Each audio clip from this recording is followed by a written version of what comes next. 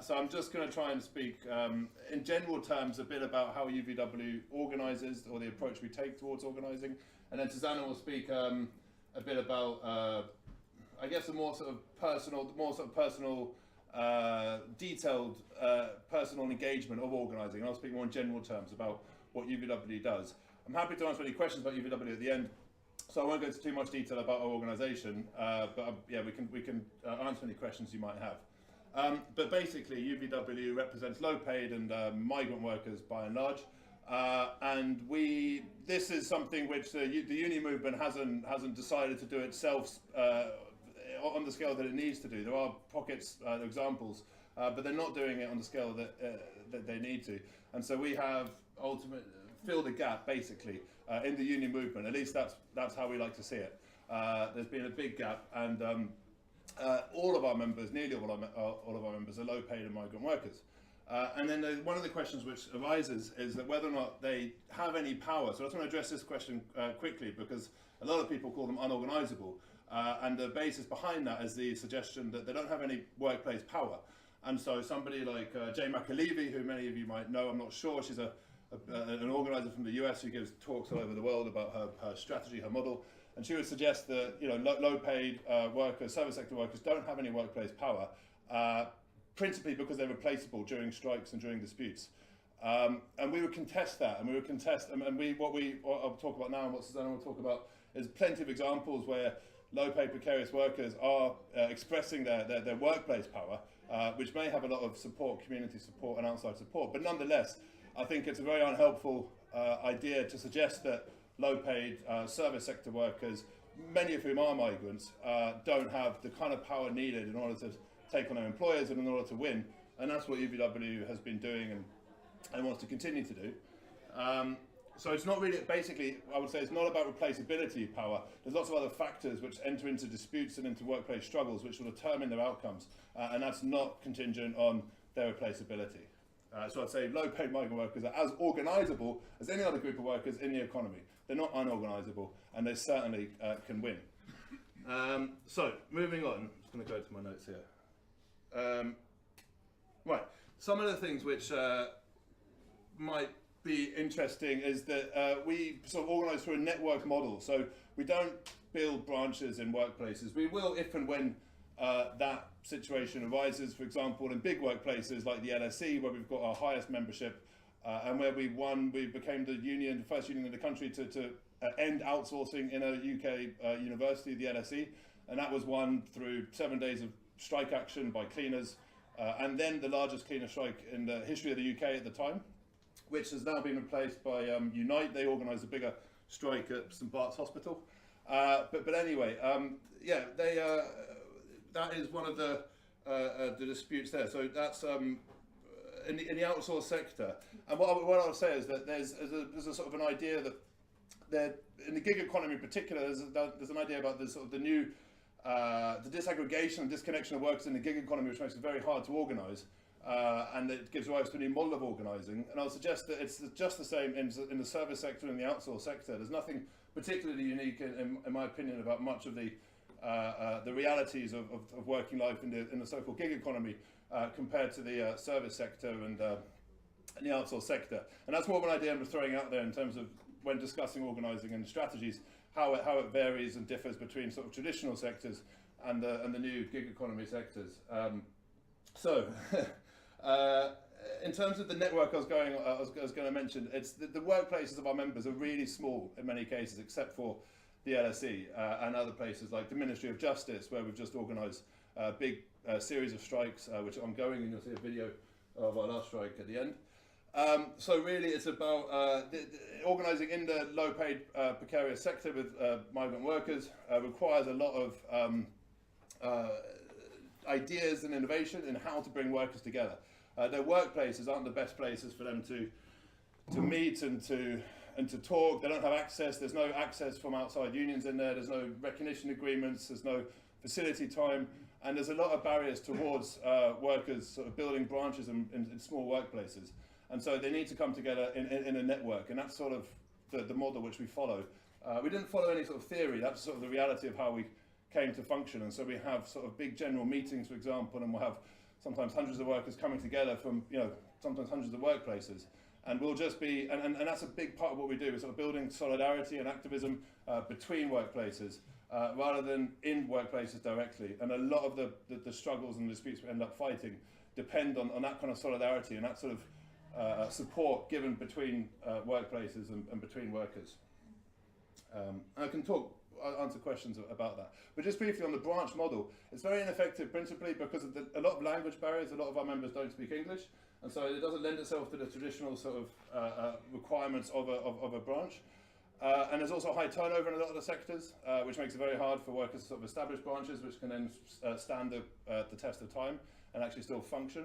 And also the problem with the so-called branch model is that it really depends on a sort of the traditional form of sort of negotiation and engagement with management, which isn't very effective in a lot of the workplaces where our members work. Confrontation is required in all cases, or the threat of confrontation, and that doesn't depend on a sort of a structured branch model, and it doesn't depend on a recognition agreement really to do that. And so obviously branches normally end up trying to secure recognition agreements and then to negotiate, but that's never been done successfully or effectively in the low-paid labour market, in the low-paid economy. Okay.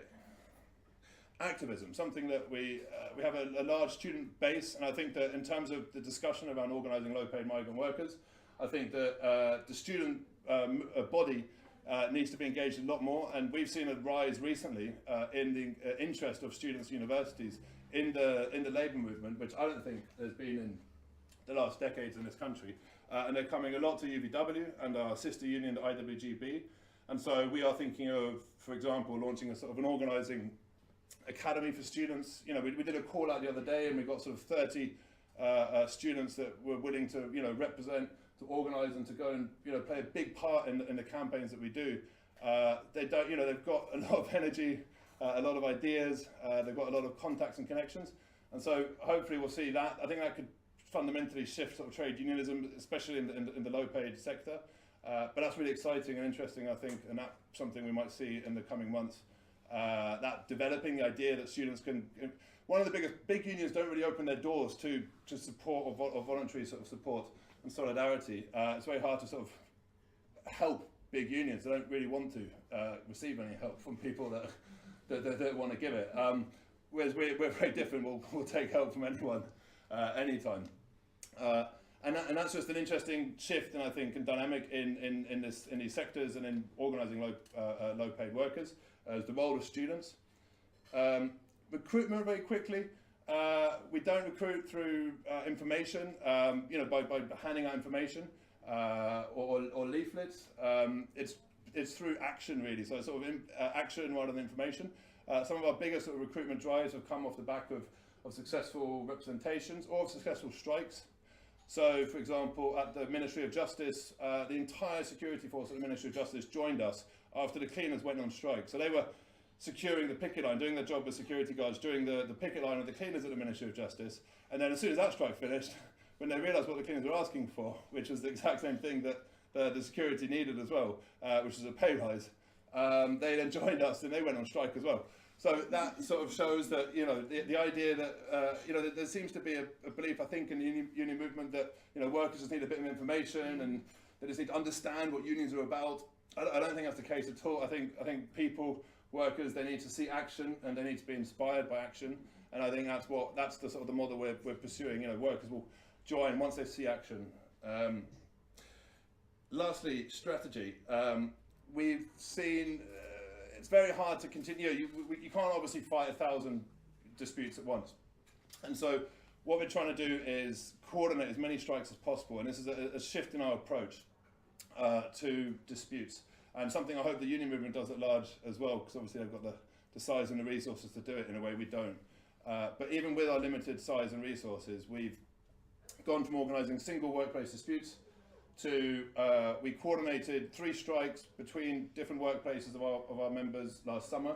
That was at the Ministry of Justice, the Kensington and Chelsea Council, and the Hospital Corporation America, which had 9 sites in there. So actually, and the Ministry of Justice has 3 sites, and RBKC had 2 sites. So we're looking at a huge number, and so we coordinated ultimately 15 workplaces to all walk out and strike together.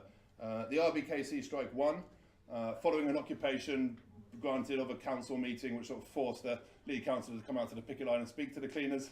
But nonetheless, that I think is a really important thing that the union movement needs to do, and that's what UVW is trying to do, is to coordinate as many strikes as possible. And so we coordinated amongst ourselves, and then we're always looking for ways to escalate. When you're organising and fighting, you need to think of ways to escalate. And so we went from coordinating strikes amongst ourselves to coordinating strikes between ourselves and another union. And that was PCS union. And so they got inspired by the strikes of the Ministry of Justice. And then they organised their branch and of outsourced workers, caterers, security, cleaners, porters, and they went on strike. And so we coordinated a 2-day strike together.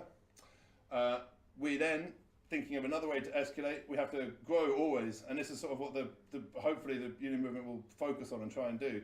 So we then coordinated another strike with a third union, which is the IWGB, and so on the 22nd of February, on the March Against Outsourcing that was mentioned in the at the beginning, that was actually also a 3-way coordinated strike between University of London, Ministry of Justice, and the Department for Business, Energy and Industrial Strategy, and that was the first time, as far as I'm concerned, that had happened. And they were quite significant institutions, and so if that can continue, and if that can grow in that way, then we could see a massive shift, I think, in the successor unions and in low-paid workers in particular, in their fight to continue to win some of the things they've won. Yeah, and just to say, like, the victories are coming. So we've had, the LSE I mentioned, the Ministry of Justice, the cleaners won a 15% pay rise there on the back of their strikes. RBKC, they won the entire living wage, just a 30% pay rise, so that's really, really significant. And there's countless other examples. Harrods, actually, 2 years ago, the chefs and waiters threatened to walk out on strike, and they got £5,000 a year extra pay rise given, because basically the tips used to be taken by management and given to the Qatari royal family owns Harrods. And so basically the tips of the chefs and waiters in Harrods were given to the Qatari royal family. Anyway, they threatened to walk out on strike over that, and they won that, and that was £2.5 million that they won collectively. That was the amount of the tips that used to be shipped off overseas. And anyway, I guess that's just a big example. So the LSE contract was worth £5 million, and that was terminated early with the cleaners being brought in-house, and that was 300 workers. And all of these campaigns and disputes have been won without no resources at all. There's been no investment in the campaigns.